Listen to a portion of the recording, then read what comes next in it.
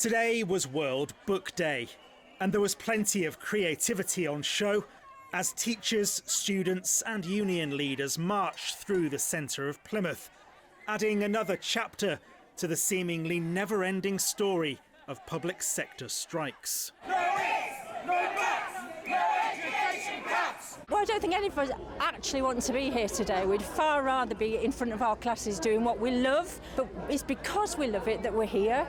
It's because we love it that we can see how it's being eroded by lack of funding. Our pay rise doesn't even meet the cost of living. We can't do what we want to do in the classroom. We don't have the resources. So parents and teachers, we are here for your children. We're here for the future of your children's education. It can't go on, frankly. Not all schools were closed today. Some were partially shut. Others were able to run classes as normal.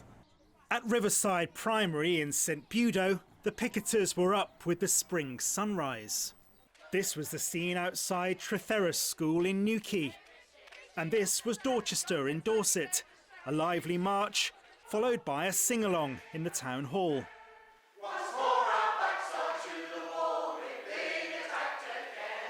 Back in Plymouth, young people were inspired to join the rally in support of their teachers. If they don't get the pay that they need, then how are they going to survive? A lot of the time they're neglected and just ignored, but they should be appreciated much more.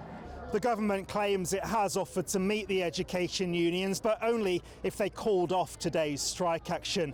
The unions say that without a properly funded pay rise above inflation, the disruption will continue.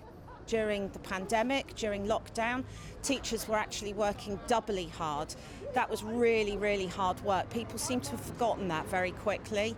So in fact, to deliver education, to keep that going with all the challenges that brought, this now feels like a real kick in the teeth.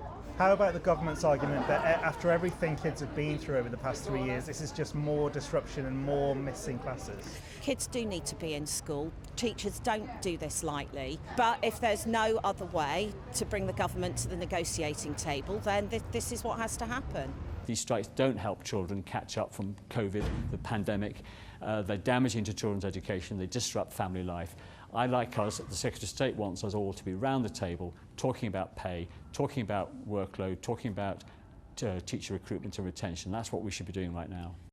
If no breakthrough can be found, then 2 more days of strike action are planned for later this month. Sam Blackledge, ITV News, Plymouth.